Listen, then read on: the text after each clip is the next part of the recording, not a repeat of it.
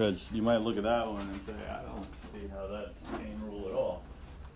And in fact, it doesn't seem like it would be, but let's investigate.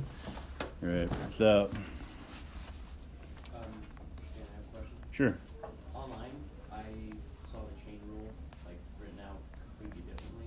It was f prime of g of x plus g prime of x. That like, Times g prime of x? Yeah, times. Okay, yeah. Oh, because that would have been a problem. Yeah. It was like the same as what we did on the last test. Right, that's the shortcut approach. Yeah, it's the same idea, just writing it differently. All right, so if we look at this, you know, cosecant's 1 over sine. We could do a little keep, change, flip action. You would get sine x cosine x. All right, still doesn't seem like it's chain rule.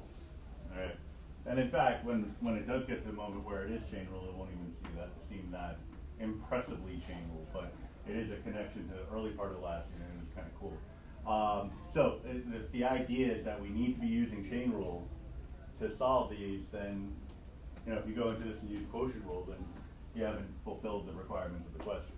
All right, so how can I make this chain rule? So how can I make it a function within a function? Well, this is almost an identity. What trig identity is it almost equal to? The double angle for sine. All right, so if this had a coefficient of 2, it would be the double angle for sine, right? So I'll just put a 2 there, just for fun. But we can't do that, obviously. So I'm going to also divide it by 2.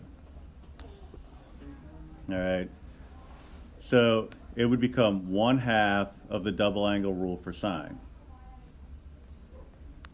All right, now we had shortcut rules for stuff like this, but if we're using the chain rule, then what I'm looking at is a parent function of sine of x. Well, that's not sine of x, so something must have been substituted into sine of x in order to make it into that. So I would have g of x, well, actually g of u, but I could just write it as g, equals 1/2 the sine of u, where u is equal to 2x. All right, so derivative would be, you could write g prime, but I'll write it as dg du.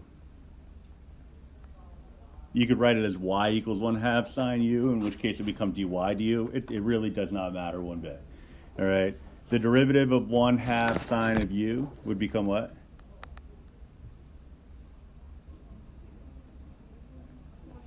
One half cosine u. Takes a little while to get some traction, this really, I guess. So du dx would be equal to what? 2. Oh, a little lag.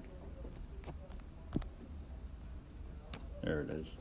All right, and so the chain rule is telling us that if I want dg dx, or g prime of x if you want, I'll write dg dx, all I'd have to do is multiply this by that, because the du's would cancel out, and I'd be left with just a dg dx. So multiply these two things together, and you get 1/2 cosine u times 2, which is the same as cosine u. But my independent variable needs to be x, so I have to replace the u with what it truly is, specifically 2x.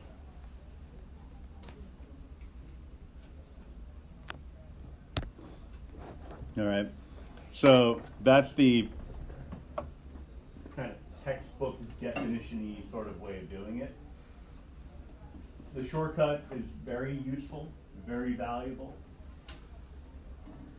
but we know that when those Roman numeral questions come up as part of a multiple choice on a test, on the AP down the line, that they kind of default not towards the shortcut type techniques, but more towards the textbook definition approaches. So what that means is that one way or another, you got to know both techniques. All right. So if you were to do it the other way, we'd have g of x, assuming you still have to use the chain rule. we'd write it as 1/2 the sine of 2x.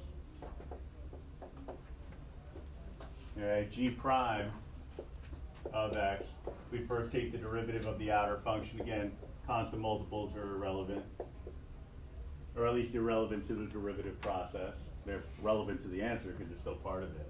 All right, take the derivative of the sine function, which would become cosine,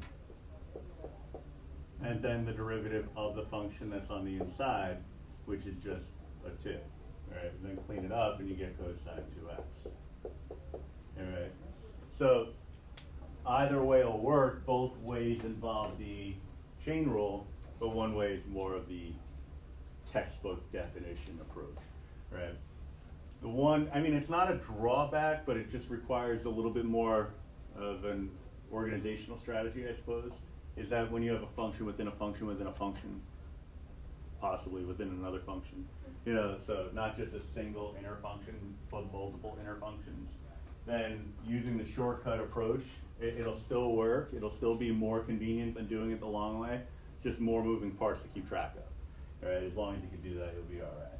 All right, but then you look at something like, for example, number 5, where all you need to do is incorporate chain rules somewhere. I don't need to incorporate it to the 3x. I might as well do number 5 because we're talking about it. So I can look at this. I'll say g prime of x would be 3 minus the derivative of whatever this is.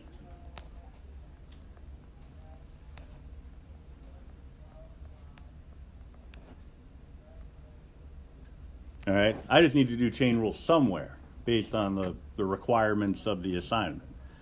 All right, so I don't need chain rule for the 3x because that's just power rule. I need chain rule for the other part. So we'll evaluate that component, just this guy here. All right, so we got to think about what we have. And really the important part to recognize is what is being raised to the 7th power. All right, if you compare this, and this is the only thing I think that makes trig tricky, is the power relationship. All right? And also, just to gum up the works even more, the calculator thinks that what I have written here, tangent 2x parentheses to the 7th power, is the same as tan to the 7th of 2x. The calculator thinks that this is the same as that.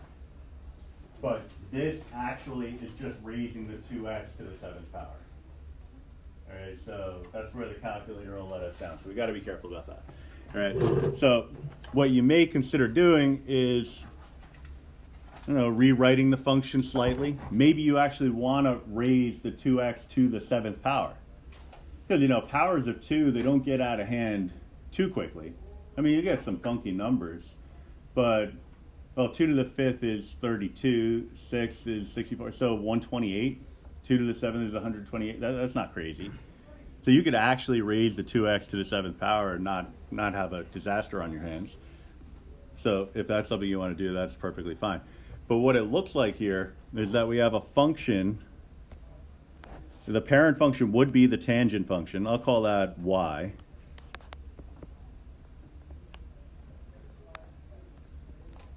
And this is assuming I don't want to use a shortcut. And then I could let u equal 2x as a quantity to the 7th.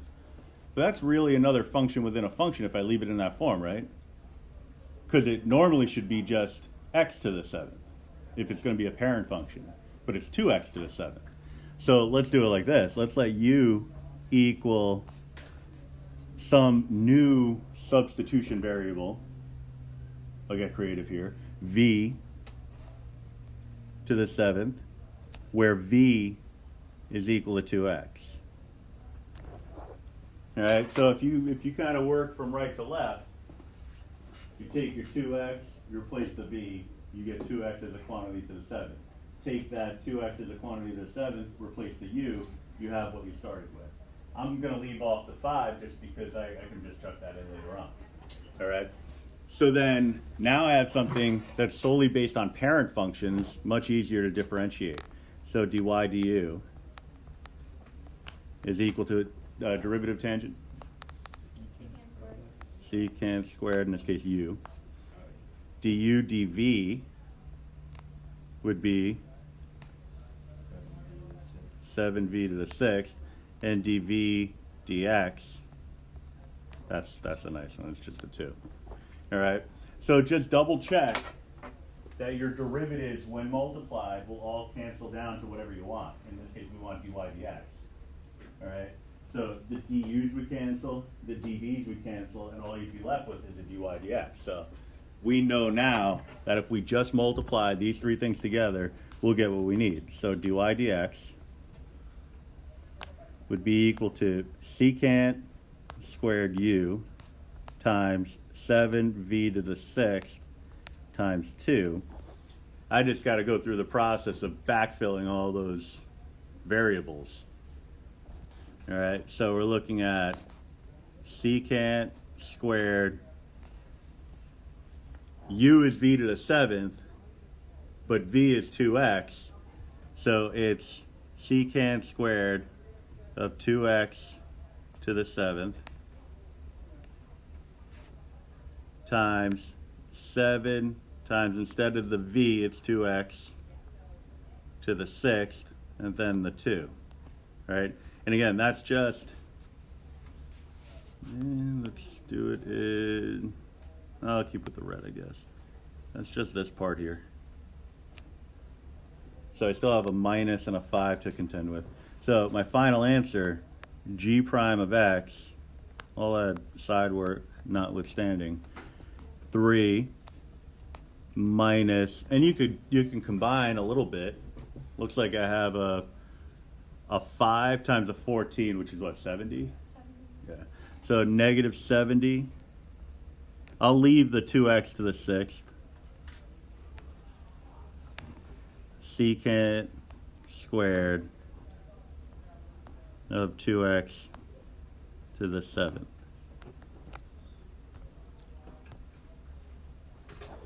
All right, you could actually multiply some things out if you want.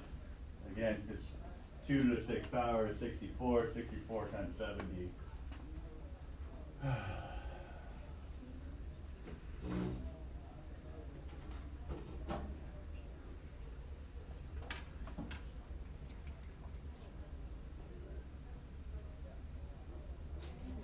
I have a question.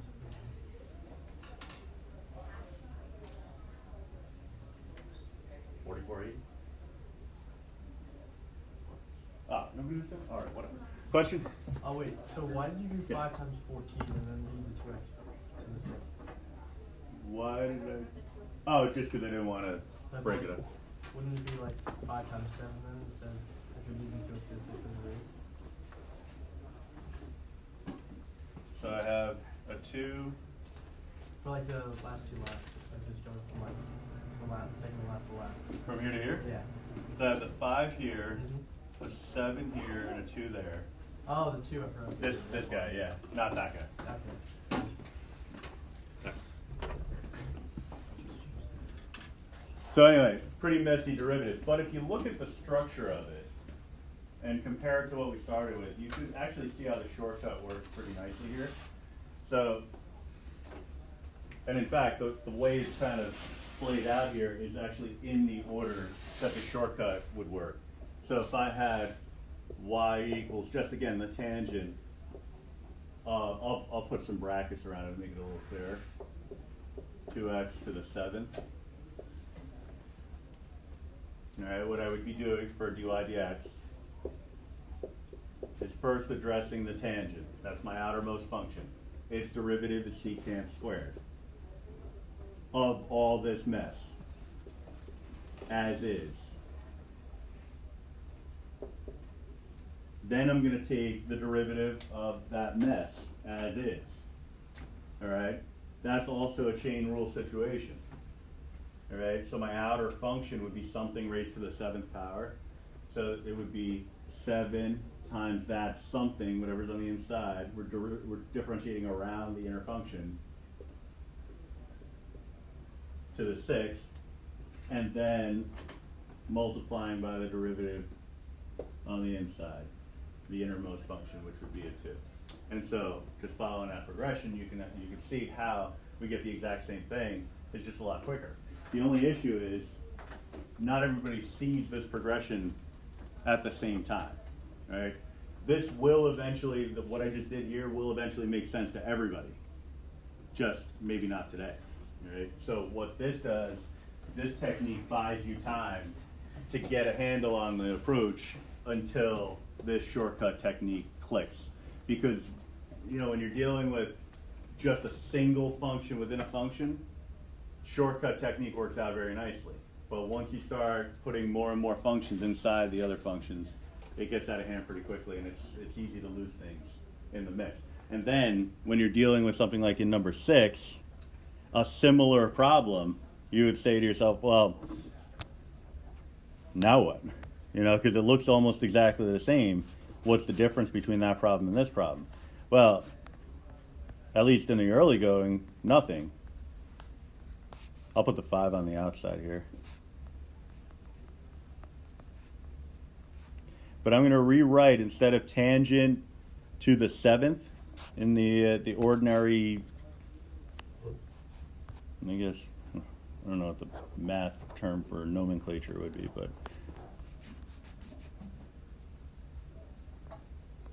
mathenclature.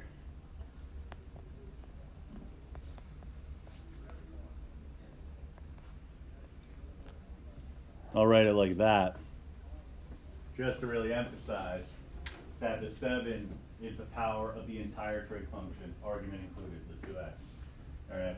So if you're using a shortcut technique, it's easy to see, I think, what the outer function is. The outer function is x to the 7th power, the u to the 7th power, something to the 7th power.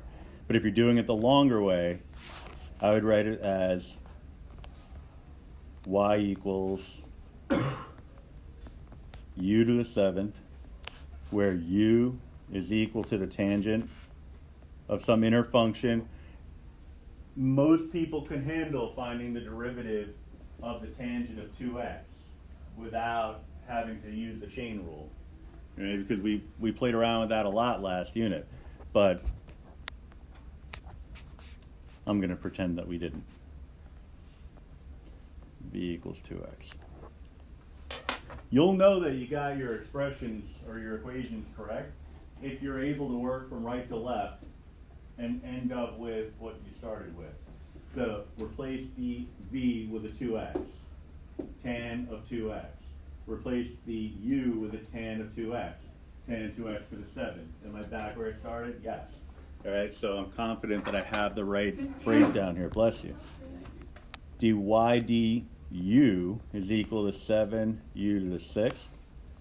du dv, talked about that before. Secant squared of v this time, dv dx is 2. All right, you'll know you have the right components, because if you were to multiply these fractions, would everything except for dy dx cancel out? Yeah. du's cancel, dv's cancel. All right. I honestly think that the only thing that's annoying about this approach is backfilling all the original variables. And aside from that, it's not too bad.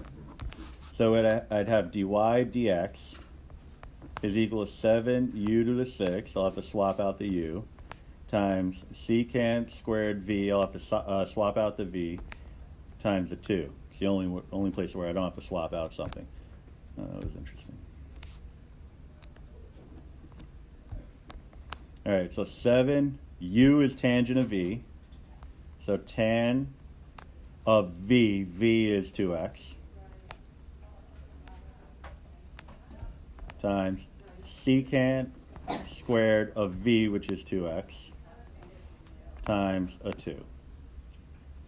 All right, a little bit of housekeeping, nothing too crazy. We'll have f prime of x is equal to 3, because all the hard work is done now. I just have to multiply the negative 5. And again, if you don't have to simplify, maybe you don't have to multiply anything. You just do negative 5 times all this stuff. But if you looked ahead to some of those multiple choice questions, and even maybe tried some of them, you might realize what you're up against. Because then You know, like you get an answer in one form, and it looks nothing like your choices then what, you know? And it's a non-calculator question. So -5 times the 7 times the 2, so that's going to be a negative 70 again. Yeah. 10 2x to the 6th times secant squared 2x.